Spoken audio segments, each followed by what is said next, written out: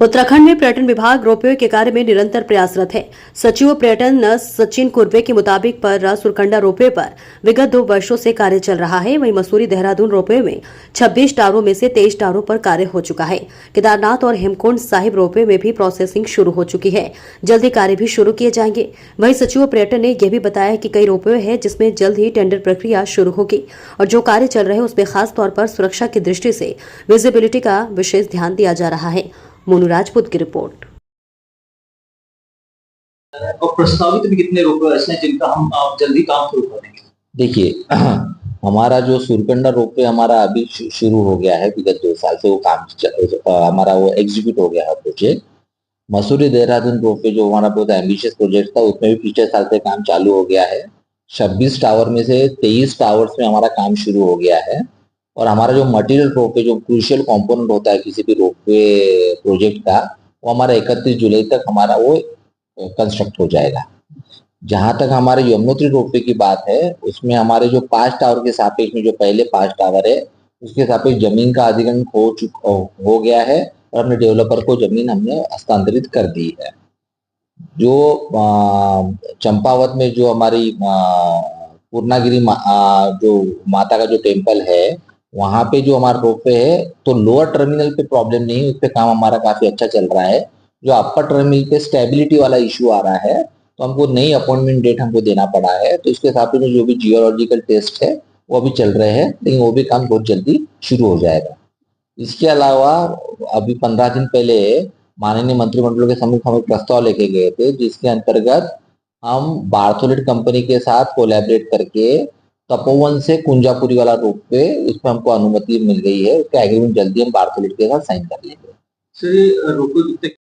Ropeway के लिए सबसे इम्पोर्टेंट है सेफ्टी स्टैंडर्ड के पॉइंट ऑफ व्यू से, फिजिबिलिटी के पॉइंट ऑफ व्यू से अलाइनमेंट फाइनलाइज होना और उसके अनुरूप डिजाइन बनना। इसलिए हमने at the outset technology partner के रूप में अलग अलग जो इंटरनेशनल मार्केट में कंपनीज है हम उनके पास गए थे और उनमें से बार्थोलेट यानी जो एचटीसी कंपनी का एक भाग है पोमा कंपनी का, उन्होंने अपनी सहमति दिया है। अभी हमने उनको ऑन बोर्ड किया है, उनका एग्रीमेंट आने वाले सप्ताह में हम साइन कर लेंगे। उसके बाद वो उसका डिजाइन उसका अलाइनमेंट फाइनलाइज करेंगे, बाद में डीपीआर करके हम उसको फ्लोट करेंगे। सर मैं बात करूँ चारधाम यात्रा तो सब, लेकिन उसके अलावा जो छोटे मंदिर हैं मतलब जो धर्मस्थल है वहाँ को बढ़ावा देने के लिए और वहाँ जो हमेशा यात्रा के लिए मतलब जिस तरीके से पर्यटन आता रहे उत्तराखंड में, उसके लिए धरातल पे क्या क्या कार्य? देखिए चारधाम यात्रा के रूट पे ही हमारे बहुत ही धार्मिक और ऐतिहासिक पौराणिक महत्व के अन्य भी मंदिर है।